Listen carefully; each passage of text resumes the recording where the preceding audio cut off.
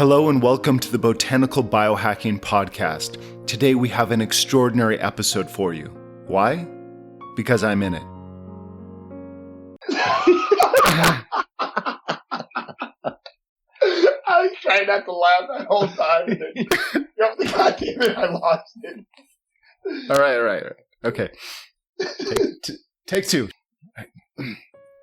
Welcome to the Botanical Biohacking Podcast. Today we have an extraordinary podcast episode for you today because not only am I in it, but also Simon Locket and Marc Mastrandrea. Welcome, guys. Hey, welcome. Hey. Thank you. Nice to be on here. So today we're going to be talking about knee pain. I know this is a topic close to your hearts because both of you have had extraordinary knee pain in the past, and yet now you're spending your days with one of the top masters in China getting your knees kicked in. So how do you go from having chronic knee pain to healing it and then being able to kick each other's knees all day? Oh, man. Yeah, yesterday was quite the day. We are both very highly into Qigong, and Qigong particularly that works with joints. I've studied a lot of Qigong over the years, and one of the things that we talk about when we're talking to patients or whatnot, or when I'm talking to patients, when Simon is talking to students, is about how certain Qigong will affect the joints and loosen the joints. And this Qigong in Chinese medicine should also, address the liver, loosening the sinews of the body, and the kidneys, which help to strengthen the joints, particularly the knees, the lower back, and the ankles. When I met Simon a number of years ago, he told me about a particular type of Qigong that he studies, and he's very, very good at teaching, called fa 十八法. It means the 18 methods. And this Qigong basically is incredible. From everything I've studied, putting it together and treating the joints using gravity to release the stagnation in the joints, all the way down, from starting with the neck, all the way down through the shoulders and the hips and the knees and the feet. It's definitely one of the dominant Qigong systems out there that really affects joint health. And with that said, it affects the knees. That's brilliant. Speaking as someone who's done martial arts since I've been 5 years old, those old joint injuries are really what put a damper in your practice. A lot of people play football or play different sports, play rugby, or, as Simon was a professional skateboarder in Japan. So how is it even possible to go through those kind of athletic activities and then not just be shot at 35? You see a lot of people who are just obese because, I would get out and work out, but my knees are shot from fill in the blank. So can you give us some insight in that? Yeah, well, that was the, for me, that was like one of the main things, the biggest problem that I had in my life. After I retired from being a professional skateboarder, I wasn't very old. I was 28 years old or 29 years old, but, I had chronic knee pains, chronic elbow pains, wrist pains, pains in the neck, lower back. And in the beginning, like most people do, I turned to Western medicine, to try and help me, I went to physiotherapists and doctors and and just nothing, to be honest, seemed to work, and then the people started talking about operations and, you need operations on the knee, or you're going to need an operation on your elbow, and you're going to need an operation on your wrist. And then actually, I just stumbled upon it where I'd been to so many people and I just had no results whatsoever. And someone, one of my mum's friends actually said, "Oh, you should go and see this guy, this Chinese doctor that, my friend recommended." So I went along and he basically just gave me a few stretches to do and a few exercises to do. A diet, put me on a diet, and I followed the diet, which I think is important, Mark. Very important. Like one of the biggest things. Following the correct diet. Can you describe the diet that you had a little bit? Well, I was, because I was just doing so much exercise, I was basically deficient, in a lot of vitamins and minerals and stuff like that in my body. So he basically just put me on fruits and vegetables, basic fruit and vegetable diet. To boost it. And within 2 weeks, I started to notice results. And that's where I got my interest, in, Chinese medicine Chinese martial arts and, for example, Qigong and blah, blah. So that's what sparked the fire for me, to get out there and learn more, and then from there, I went into, Chinese martial arts and, into Bagua. And then from there, one thing led to another thing, to another thing, to another thing. And I ended up, finding, Shibafa, Lagung Shibafa, and learning that. And, now, well, apart from today, after yesterday's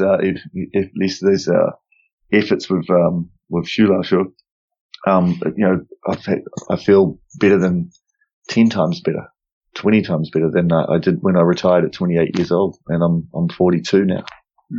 That's incredible. And to give everyone some context, I saw a picture on Facebook yesterday. Simon's black and blue. So they're studying not just with, a kung fu guy in China, but he's someone regarded by kung fu masters in China as one of the top 5 in the world. So when he gives you a gentle whack on the arm to let you know you're in the wrong place, that can lead to direct bruising. So I can't imagine the kind of pain and suffering you guys are going through right now. He was quite willing to show us exactly which ways things should be applied to enact as much pain and suffering on others, in his, great Beijing accent.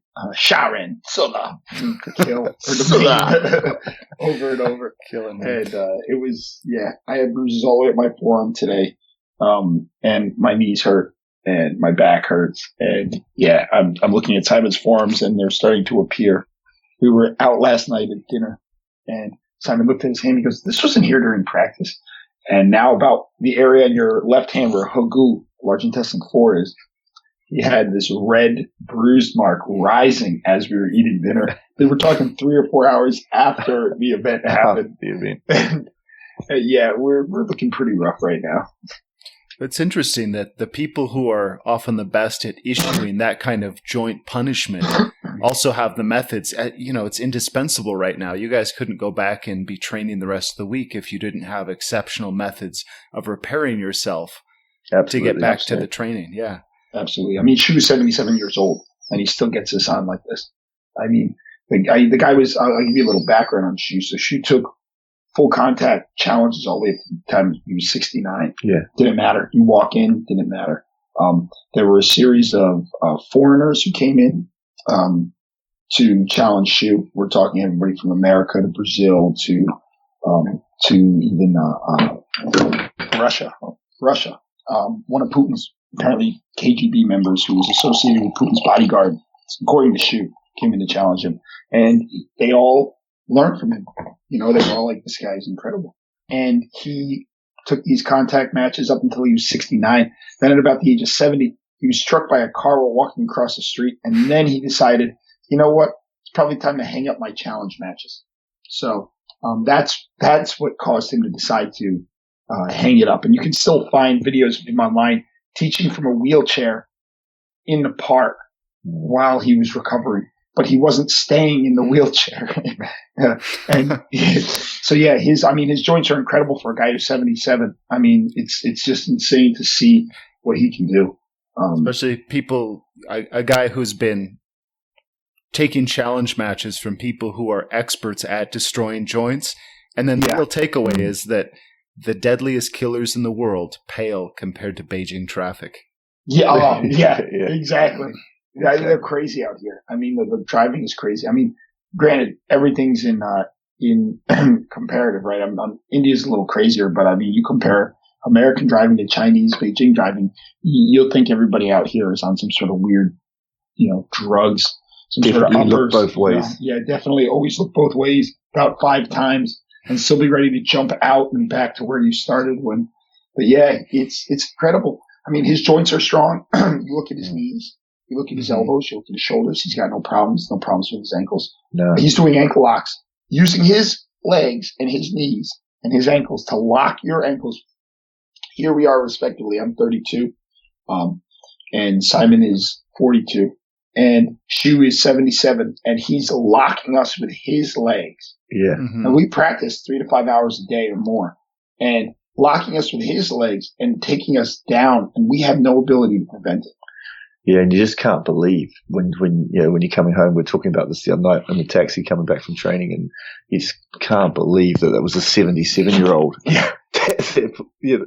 Like wow, you just like, oh, Mm.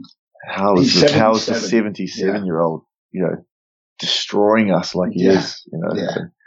and you just wake up the next day and you literally got to like drag yourself off the bed. Yeah, training hangover. That's what it is. It's not an alcohol hangover. It's a training hangover. Yeah. So on your training hangover days, could you take us through your day? What are you eating? What are you drinking? What kind of qigong are you doing? Can you describe kind of what that process is like to get back on the saddle and endure another day with Master Shu? Well, that's definitely where diet and also things like fa, like Mark was talking about, come into play. Because that's the huge part of being able to maintain, the physical and mental ability to be able to train like this. So on those days, I know Mark and I tend to lay off the hard stuff. As far as contact and stuff like that goes. But, it's basically for us, it's diet, stretching, and qigong, and that's where it is, opening, because everything tends to tighten back up when you go to sleep at night, after training like that. You wake up in the morning, everything's so tight and so sore.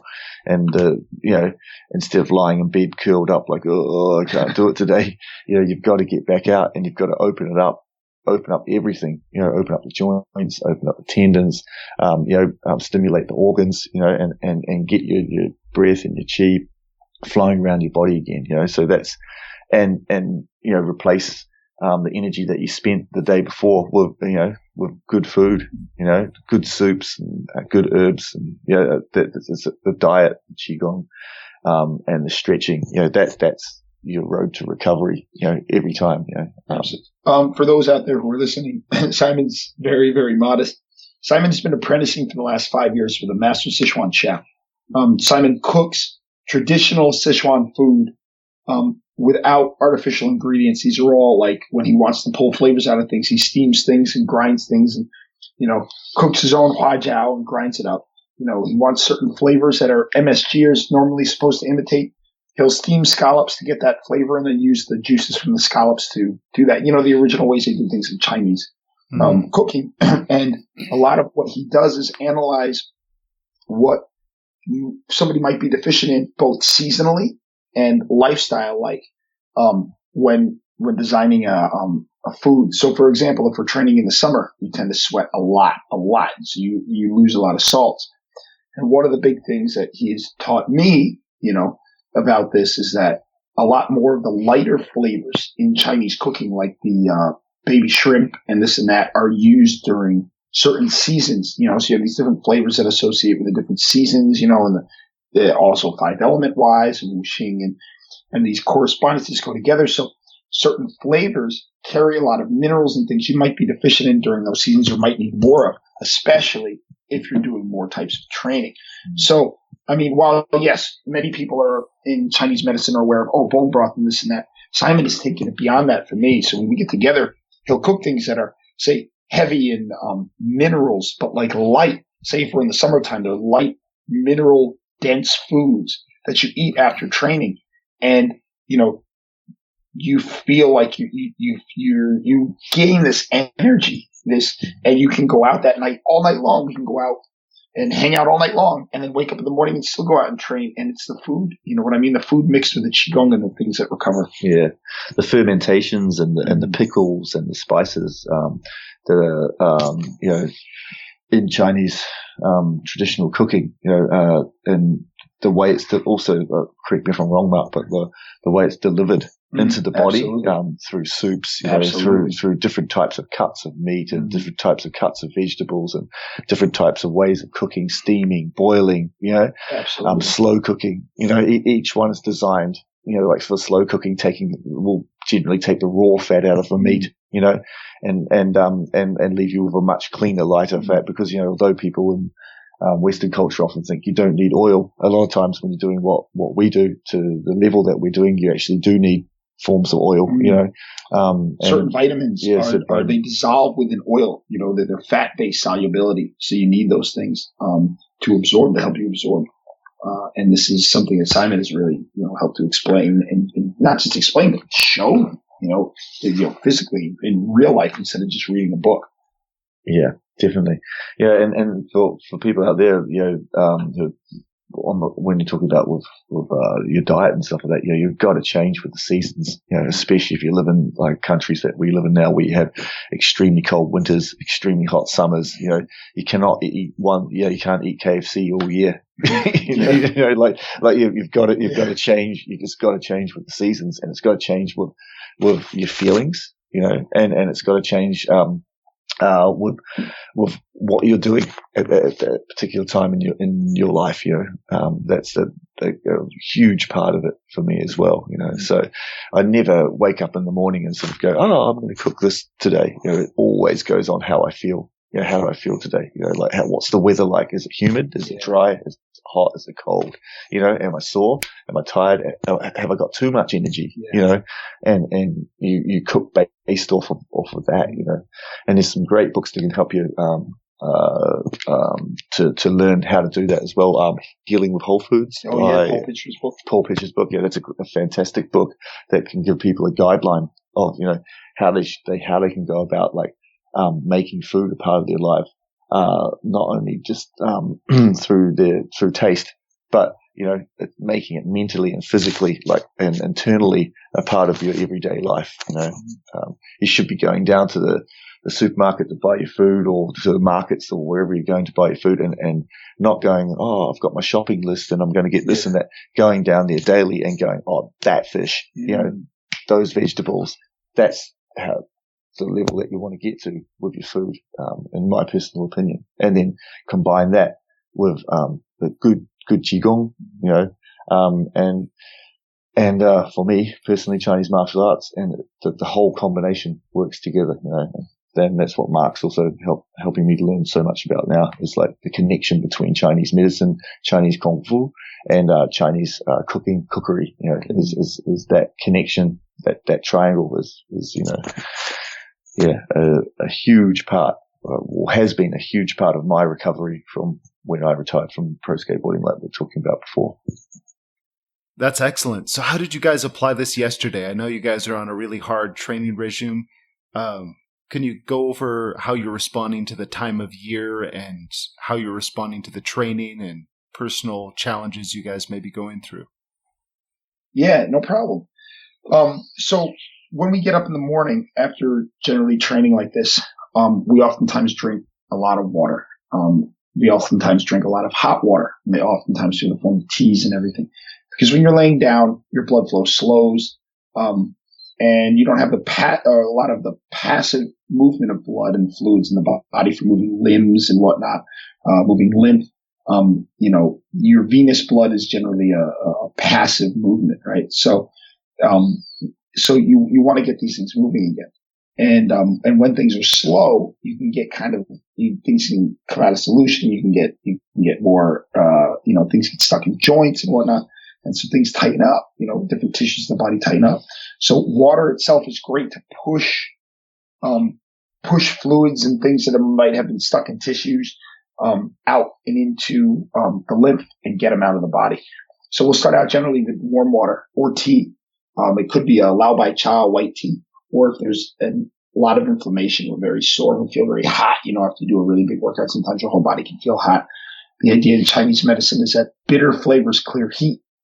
So we might do something like, an oversteeped, pu'er tea, a raw pu'er tea, or, a green tea, something that's slightly bitter. We might see to the point where it's slightly bitter at first, to help clear that inflammation. And that helps to warm the stomach, right? Because those things are very warm when you drink that hot water. And then from there, it warms the blood flow around the stomach, and that can travel and increase blood flow to the rest of the body. So that's one thing. Now, generally after that, we follow up with, this, fa 十八法. So, and this was developed by this doctor in Shanghai, who he was given during the Cultural Revolution a number of patients, a lot of patients. He just too many for him to treat individually. Mm-hmm. So he created a series of exercises to help treat these patients with their various ailments. And he looked at Badon Jin and muscle tendon changing exercises that you see from like Shaolin and even Taoist sets, and also things like Tai Chi. And he organized these exercises together in a manner that allowed for not only your movement of your body to release tendon and ligament, connections, but then have gravity pull that down. So it's not like head, knees, shoulders, elbows, ankles. It starts out with your neck and your head, and you move down in a very systematic way so that gravity pulls this tension out of your body.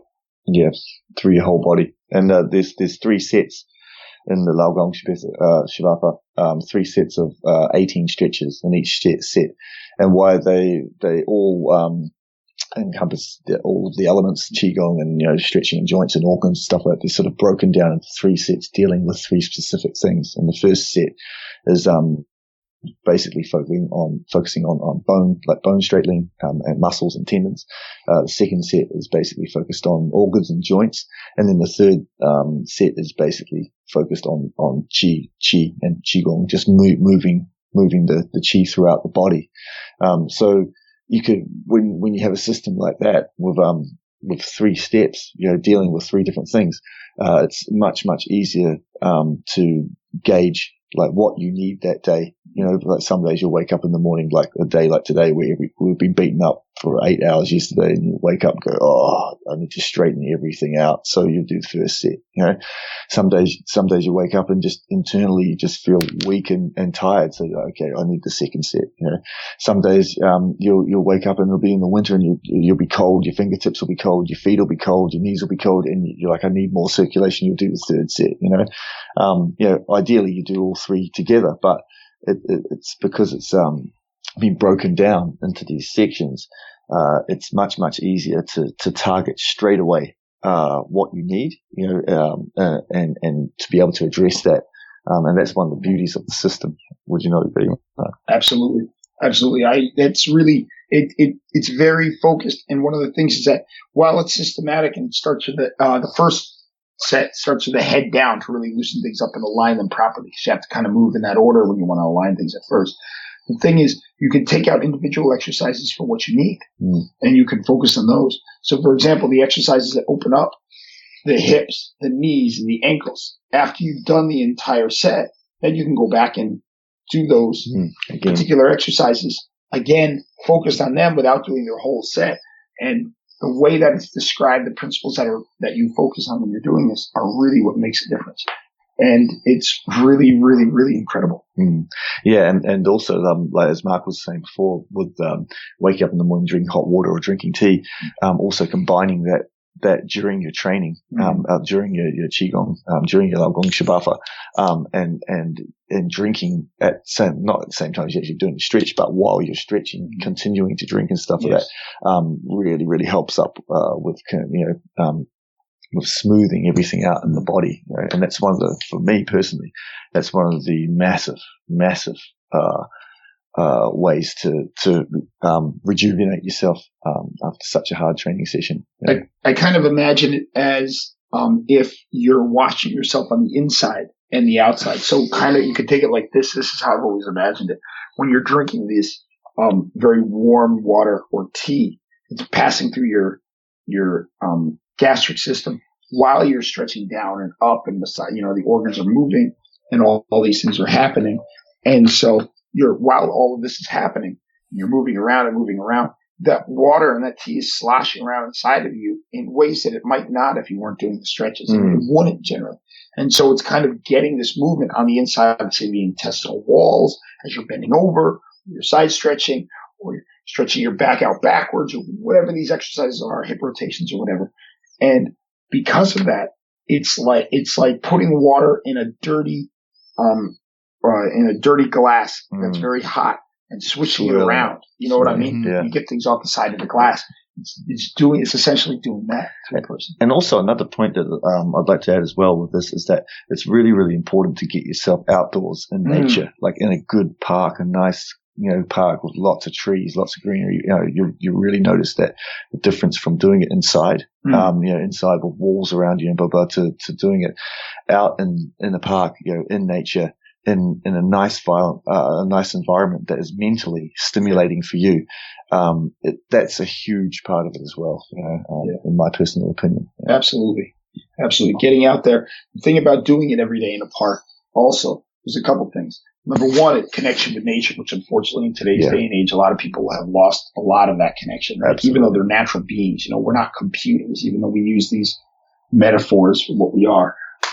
We're not that. But the second thing is your ability to acclimate with the climate and the season requires you to exist in that climate or season. Absolutely. Living in a house, even though you can be influenced by what's outside the house, cuts you off in many cases from that outside climate in a much more real and pure way that those things are changing. So when you're out there every day doing it, you have much more ability to acclimate to the cold weather. You find that over time, you're not as cold in the cold weather. Absolutely. If you're out there, your immune system has a chance to change. So the idea in Chinese medicine is that, in the wintertime, yang qi comes in the summertime, yang qi comes out to the surface. This idea is that you're allowing this change in the body's energies, the way the body functions to adjust to the seasons, and if you're not outside, you're greatly hindering that. Your body will make an effort to, because it has an innate wisdom to what's going on, but because of light, the change in light outside and everything else, your body will start to adjust. But to put yourself outside and do something that's moving your sinews and joints and moving all of this fluid and this immunity and this water and this blood and everything through your food and everything else, doing the stretching to keep yourself healthy while in the season itself, experiencing the season itself, experiencing the stretching in the season. That makes a difference. Absolutely. You need to learn to appreciate the beauty of each season, and that's, for me, that's a huge, huge part of it, being out there, being in nature, and just looking at it, visually seeing it, seeing the greens of spring and the dryness of, for me, I live in Tokyo, so we have dry winters. So the dryness of winter and experience the dampness in summer from the humidity, experiencing these environments every day, and then learning, how to combat them with your qigong, with your diet, and with your martial practice. That is a key point of doing, for me, personally, of maintaining, your health. Brilliant. So after you do the 18 methods, do you guys eat breakfast then? What did you do yesterday? I eat after, personally. Yeah. After generally is when I eat too. After that, we went out, we got some mian tiao, some local Beijing noodles. It's great to eat locally. It's great to eat things that are culturally generally eaten. And I don't mean modern culturally. I don't mean like, let's go get some McDonald's. No, not that kind of culture. I mean, let's have some ice cream now. No. Yeah. I mean like things that have been eaten by the people that are from staple crops and staple foods that are clean, that are as clean and organic and healthy as you can get. Yeah. In that area, that's what I mean by local. And so the Chinese, for example, in the north, eat a lot of wheat-based products. Mm-hmm. Now, I know there's issues with gluten and this and that, but in general, in China, that's what they eat here. And it's very hardening and strengthening. I mean, you have an entire population of Chinese who are basing their lives on this. Mm-hmm. In the north and the south, they generally eat rice, right? Mm-hmm. And so here they have a lot of mian, they call it, which is like short for noodle. Mm-hmm. And so we went yesterday and got ourselves nuro mian. Nuro mian is a beef noodle soup. Mm-hmm. The broth has been simmered almost, would you say, Simon, to almost like a stew, but more clean or clear. Yeah. It's had at least 8 hours. 8 hours of something, almost, simmered down. But also, added to, with, like, a lot of times when I do it personally, I'll keep adding mineral water in it, adding more garlic, adding more ginger, adding spring onion, or leek, like greens, certain herbs and spices, and just boiling it down. So you end up with this concentrated, concentrated broth of just goodness, as Mark was saying, for eating after training, I personally find that, usually after I train in the mornings and I come home, in Japan, for example, I'll go for more soup-based things because I want that to get right in my body. I want it to get right in, or get through all the sinews, get through all the blood channels and stuff like that, while it's still open. I want it to get in. For me, personally, Mark might be able to help out here, but soups and broths are the quickest way to inject that into your system. They're highly dense, nutritionally, and a lot of times you absorb, right? Because the stomach absorbs a lot of water and can absorb a lot of things right through the stomach out. So you have, with this, you also have a lot of fat soluble things because these broths have been cooked down. And so when you ingest them, they move into the small intestine. The first thing that happens right in the beginning of the small intestine is you get, bile release right there. So you get absorption right in the small intestine, right in the beginning of these, this absorption of these vitamins and minerals and, content that you need, even the fat in the soup. So like the miantiao, you're talking about fermented products in the miantiao, what's it, pickled mustard tuber? Yeah, pickled mustard tuber. A lot of times you can have fermented black beans, not the sweetened ones, the unsweetened fermented black beans. So many different, the variety of pickles and spices and herbs and stuff like that can be in any one of these broths, and a lot of them will change seasonally, as well. In Japan, personally, one thing that which is easy for most people in the West to obtain and stuff, which I find really, really good, is soba. Warm soba in the summer. So warm soba in the winter, cold soba in the summer. Straight after training, because the soba broths, and the buckwheat noodles that you eat them with is, I feel, in Japanese they describe it as in putting the goodness around the noodle, and the noodle will guide it through the body, like through your intestines, and so I find that, like, personally, a great way to start. I usually start after my training in the morning, after I've trained and stuff like that. I come back, usually it's around about 11:30, 12 in the morning, and I 99% of the time start with soup-based foods. And later in the evening, I move into more harder stuff with rice, or more solid vegetables and stuff like that. That's the way I do it. I build from light during my day up to heavier. Okay, great. So then after breakfast, what'd you guys do? Then we went to see Shu. Yeah, they got beaten up. Normally when we train with Shu, it's a 5 to 7 hour ordeal. You generally get there around 2:00, and, we can train as far out to almost 8 or 6:30, whenever he chooses to stop. So you're generally out there, you're sweating heavily. You're oftentimes bleeding. You're oftentimes crying. No, just kidding. You're not crying. But, you get dirty and dusty. Beijing is a very dry place. As you can hear, our voices aren't exactly up to snuff here, especially after being out for so long yesterday. But and having such dust in the air. But we come after we're done. We went out and we had hogor. So that's a hot pot, and it's a lamb and beef based hot pot where the lamb and the beef is sliced very thin. And so the fat can dissolve into the hot pot. And along with that, there's a series of mushrooms, a lot of different types of mushrooms, fungi, tofu. Vegetables, tofu.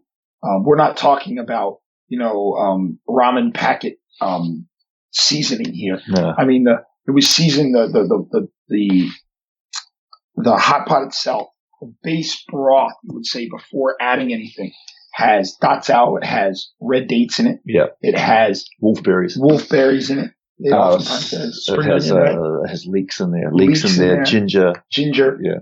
All of these things just to make the base. And they boil it up. And once it gets hot enough, then you take these thin sliced meats and you put them in, and they sink. And then when they float to the surface, you take them out. You can eat them. You dip them in. Generally, it's a sesame based. And what do you dip it in? You dip it in.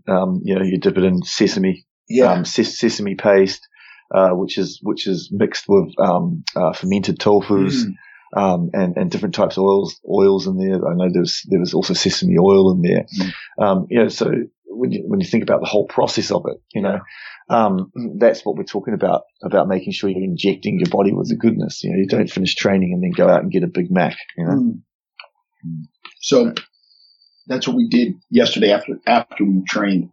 We ate, and it was delicious. And Then we walked it off. Yeah. We walked around for a couple hours. We walked around, we did a couple things, and you feel good. You help to digest. Moving the limbs helps to strengthen digestion, and it helps to massage the organs as you're digesting.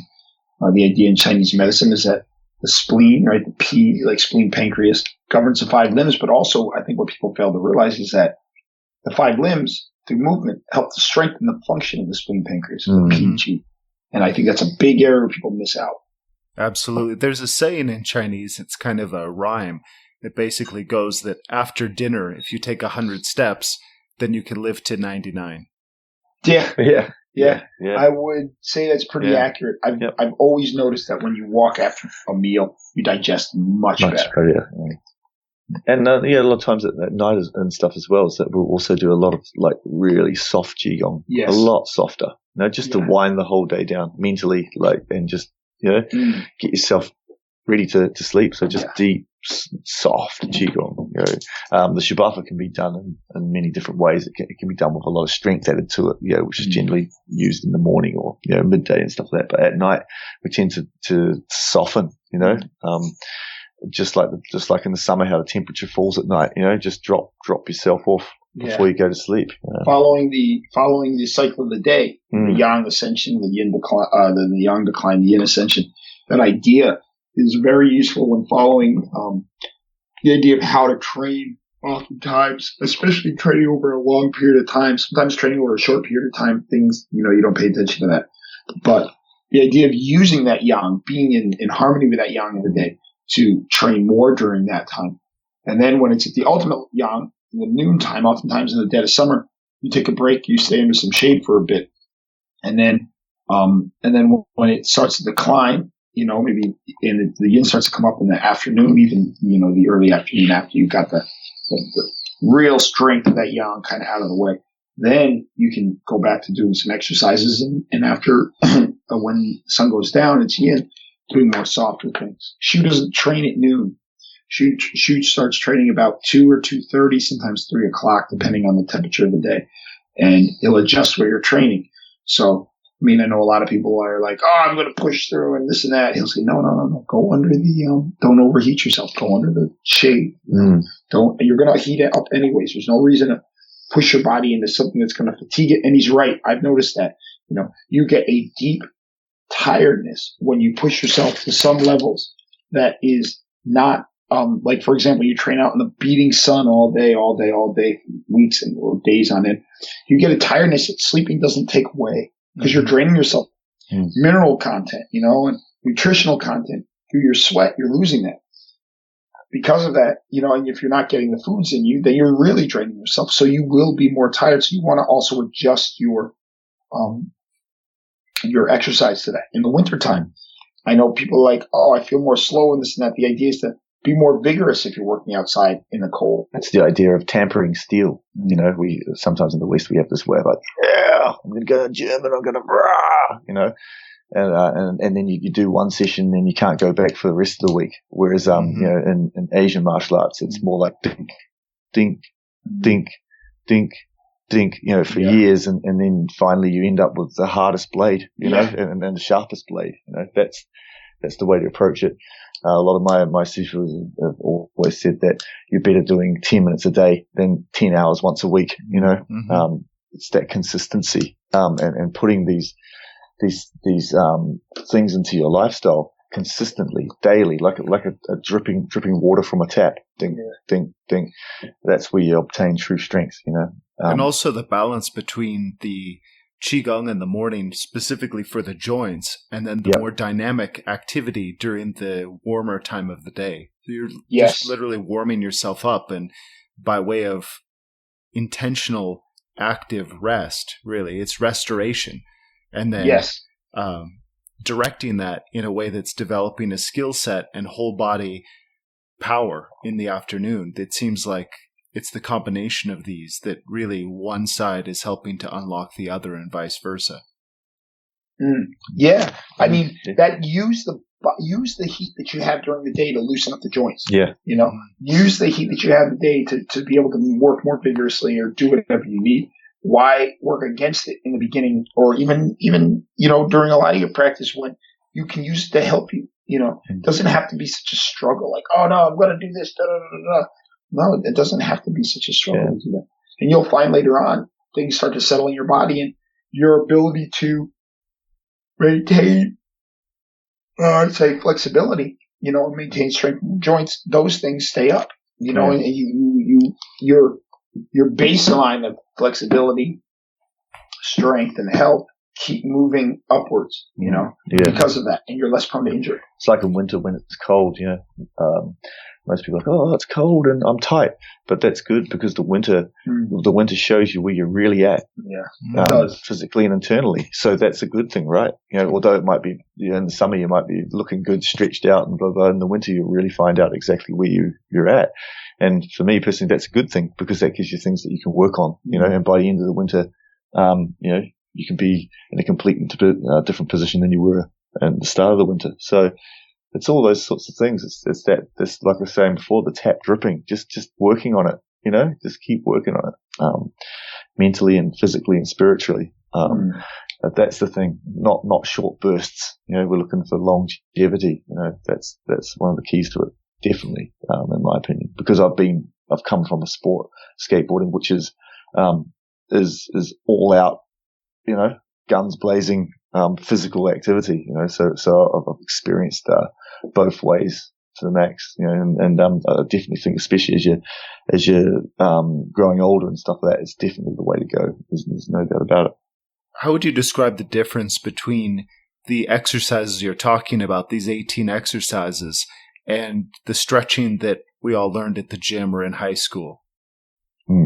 Well, for me personally, the stretching that I learned in high school and stuff like that, one, it's unconnected, like that breaks the body into different pieces, whereas one thing that Shibafa does so well is it's whole bodied, and it works on not the stretch of just making a joint flexible, but the stretch of making the whole body flexible, as in the sinews and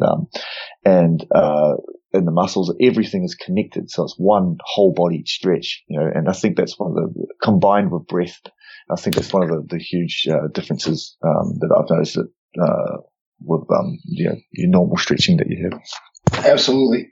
I think that the Shibafa also works in an area where a lot of the long stretching doesn't. So, for example, the Shibafa really focuses on ligament and tendon stretching, particularly around joint areas. And with a lot of the long stretching that's done in, say, high school, this and that, like Simon said, the segmentedness of it doesn't, it's like, okay, we're going to stretch our legs. Okay, now our calves. Okay, now stretch your shoulder. No, Shibafa teaches you how these things are connected in what today Western physiology is just coming to term anatomy chains. Now, these anatomy chains are really what the Chinese have been referring to as sinew channels for 4,000 years, right? 3,000 years or whatever. These jinjing, these sinuous channels that are connected via connective tissue and fascia, all these things that they basically are weaved together, right? Not single isolated muscles. And the Shibafa works that. And particularly, it works the ends of the muscle. So the tendon that attaches the muscle to the joint, or the ligaments between the joints. Because those are the areas oftentimes that you will gain the most weakness for a lot of things. You can pull the muscle belly, but the muscle belly has more elastic capacity than the ends of the muscles, the tendons, or the ligaments. And so stretching and strengthening those areas are very, very vital and important. And Shibafa does that to a degree that static stretching, especially when done like it's done so many times in the West, 7 seconds, 10 seconds, 15 seconds. It's actually, I find it worse to do static stretching like that than just not do it at all. Because you're getting this elastic effect where you're pulling your muscles and then they're snapping back because you haven't held them long enough. I just recently taught a class here at Beijing, Zhongyao Dashui, the University of Chinese Medicine here. And I was explaining to the students, I said, because a lot of them said, well, no, I think 7 seconds is good. I said, no, let me explain something to you. The thing is, stretching is oftentimes, how do you perceive it? Stretching is very much an idea of forced relaxation. You have to hold it for a length of time to force your body to a state of relaxation in that posture. And the fa十八法is so clever at getting you to relax while doing movement, right? Absolutely. It's not static stretching in the sense of holding and relaxing, but the misconception in static stretching that short time is better causes you to feel like the muscle belly is flexible, but you never get to the ends, to the tendinous ends of the muscles to relax it in a full length. So many times I've seen patients who think that they're flexible and they go to do something and they pull a muscle. You know, a lot of times down by the joints, especially the inside of the knees, right? Mm-hmm. Where you have a lot of this gastroc connection. No, I mean the hamstrings. Hamstrings come down and they connect into the knees, right? Medially and laterally. You can feel on either side of the knee. And a lot of the pulls that happen along the legs end up affecting the area where those tendons connect. The pathology will move along the muscle and to the ends as it tries to move in the body. And so the fa十八法focuses in those areas that are where the ends of the muscles are to loosen them up, to get the joints open, to increase space in the joint, which stimulates, synovial fluid, joint capsule fluid, all these, health of the joint capsule itself. And then after that, if you went and did static stretching, you would find your static stretching goes much further than just straight static stretching. Also, fa十八法deals with full rotations, which a lot of normal static stretching doesn't. You can think of it like second hands on a clock, where your stretch is following each second, like tick, tick, tick, tick, tick. And it deals with complete full 360-degree rotations of the joint, which is something that I haven't found in a lot of static stretching. Not at all. The static stretching tends to be very, obviously static, but it doesn't get the opening of those particular joints in many cases if you're not holding it long enough. The other thing with fa十八法is it works on strengthening the muscles at the same time you're doing it, because you're keeping a light stretch all the way out to your fingertips, or you're really stretching, you're putting emphasis into it, but you're not contracting stretching. So you're putting that effort all the way out to your fingertips to extend while you're opening. And I have had patients who hate exercises. They claim they're after static stretching and various stretches, they're in so much pain, they can't move, they can't do this or that. But when it comes to fa十八法, they say they feel great afterwards. They don't have the rebounding effect that many people have due to exercise the next day who don't exercise. They don't have that exercise hangover, that soreness they're not used to. And a lot of times that drives people away from conventional exercise who don't exercise normally because they don't like that feeling that follows up the next day. They don't push themselves beyond that. But you don't get that with fa十八法. No, and also the breath patterns are completely different from static stretching. A lot of static stretching, you breathe out while you stretch. As you're stretching down, you breathe out. Whereas in a lot of fa十八法, like the breath pattern is designed to where you actually breathe in when your body is at its most open point, where all the channels are at the most open point. You actually breathe in instead of breathing out. So the breath pattern is completely different, and it's all designed to help you understand how chi moves around your body. That sounds perfect for loosening it. What about when a ligament or a tendon has been pulled and it's too loose? Can it help to tighten up that tissue?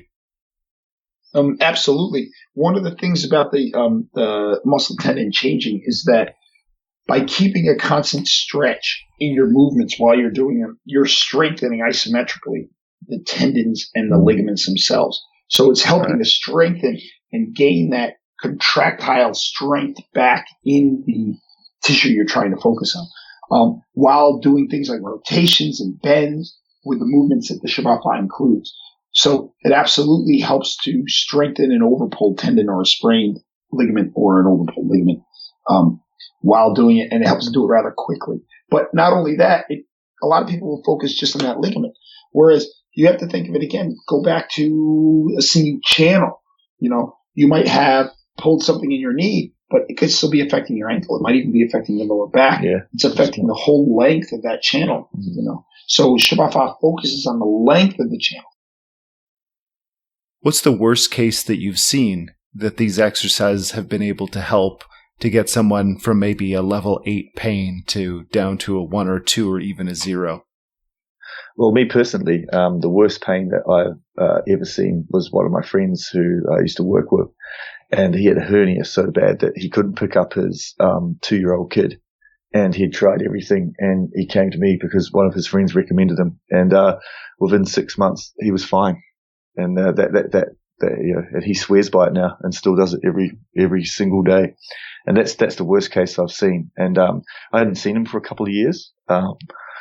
When he came to me, I couldn't really recognize him when he first came because he used to be like in shape and healthy, and when he came, he was just overweight, and just all because of this hernia was absolutely killing him, And he, through Shibafa, completely, got back on track. Now he does it every day. So, I know, I think that I've taught many patients. I've also watched Simon teach pro fighters. Yeah. One of the things that was very, very interesting to me for people in high impact sports, like pro fighters in Japan, guys fighting in pancreas and this and that, is that they, while he trains them, he also teaches them Shibafa. And they have said, and I've seen them right in front of me say, man, I'm in so much pain. I really need to do some Shibafa. Man, I really needed to do Shibafa to keep up with my training. Or man, I should have really kept doing my Shibafa, with a regret in their voice. And I wouldn't be in so much pain now, or recovering from fighting, a fight that they had, or this or that. And to see that coming from guys who have massage therapists that give them massages, and who have trainers and have all these different ideas of what should go on. And they're saying, I want this ancient method of Chinese stretching because that works for the best for me, even with all the modern day quote unquote advances that we've developed. It's still the best thing. And, I'm being, getting in a ring with these guys or your opponent and being smashed is some cases, some of the biggest pain some of these guys will have. They walk out, they get their knees torn. Mm-hmm. Simon is a friend, and I have a friend whose ligaments in his knees were torn. Mm. And like a lot of what this recovery entails is Shibafa, and he goes through obviously his traditional MMA training was modern MMA training, right? But he keeps up with the Shibafa, and he notices very quickly that his knee strengthens. And also, we'll give, for example, this friend of ours, I also give acupuncture to, and the acupuncture and Shibafa really go together well because you're working the channels with the acupuncture, and then you're turning around and working the same channels with the Shibafa. You're getting you're getting a synergistic effect on the body working towards the same direction. The same thing would be for herbs. Applying herbs. There's different formulas, things with like mu, shi, and herb. It means, ox's knee or cow's knee. And the herbs like this help to strengthen the ligaments, right? Just like Shibafa does. Through strengthening the liver and the kidney. It helps to strengthen the ligaments of the knees, of the joints associated with the liver and the kidney. I had another friend who Mark's met, who actually got over depression through Shibafa. She actually came up to me in the park when I was training and asked me, I've been sitting back and watching what you're doing. Do you mind if you could teach me? And she was suffering from depression. And she, after the result was, you saw her the first time and the second time, she had amazing results from just getting out to the park every day and doing Shibafa, because it teaches you to listen to your body internally, and that's what I think a lot of us don't do in the modern day, is that we don't listen to ourselves internally. We think of ourselves more as machines than as parts of nature. Yeah. Another aspect to that is these exercises help with inflammation, and inflammation has been very highly linked to long-term depression. So sometimes people will think, okay, I've come to terms logically with what happened, with my state of things, with my history. Why are my emotions just suddenly not under my control when, maybe logically you understand the situation? So why is it still there? One of the aspects is locking that memory in the body by way of the inflammation, by way of keeping those blockages to prevent those hormones from being cycled out. So then hormonally, people are often stuck on repeat, reliving the same emotions that are keeping them trapped in time. If people want to learn more specific to themselves about how to use cooking and living seasonally to really supercharge their lives, and these Qigong methods you've mentioned, the 18 methods, the Shibafa, how can they get a hold of you? How do they learn this? People can contact me they can contact me through my email account, which is biglocks@mac.com, lowercase biglocks @mac.com. Or also you can contact me through Simon Locket on Facebook. For myself, you can contact me via the unspoken way at gmail.com. I am behind a firewall, the Great Firewall of China, so it's a little difficult to get a hold of me sometimes because it can be a little difficult to access my Gmail account. But if you message me, I at least will see the notification, and I will make every effort and attempt to contact you back. You can also find me on WeChat if there are some people out there who use WeChat. You can contact me via that. My WeChat ID is Wandering Freely. And that is one of the easiest ways to contact me here in China, because I am stationed here semi-permanently until I have decided that I'm leaving. So, and if anybody has any troubles contacting Mark, you can contact me because I live in Japan, so I'll be able to. Yeah, he and I are in constant contact. Absolutely, contact, so I can put them through. Brilliant. Well, thank you guys so much for being on the show. Thank you for having us. Thanks for having us. That was some extraordinary information. I've been getting up and doing the tea and going through the 十八法, the 18 methods of Qigong. I've got to say about 20% life quality improvement. So if you would also like 20% life quality improvement, give it a shot. Thank you so much for telling your coolest friends about us. We're getting amazing people reaching out with intelligent questions and, opportunities, ways that people can work together. And that to me is very beautiful. We also really appreciate you not telling people who are just soul-sucking and take the life out of you, because if you don't want to deal with them, definitely we don't want to deal with them either. So we really appreciate you sharing this podcast with people who you like and respect. The people who are your favorites, because if they're your friends, they're probably going to be our friends too. It's the way things resonate. So thank you for that. It's really cool to meet everybody who you respect and appreciate. Almost every podcast I mentioned that if you rate the podcast, you can take a picture, send it in, get prizes. I'm not going to go over that too much in detail because I don't want to. It's repetitive, but it's on the other podcast episodes. So if you're interested in prizes, check out the last part of most of the podcasts. I talk about that. Okay, you little rays of sunshine. Have a great day. Remember to rate our podcast. And even if you don't, we still love you and we want you to have the greatest day ever.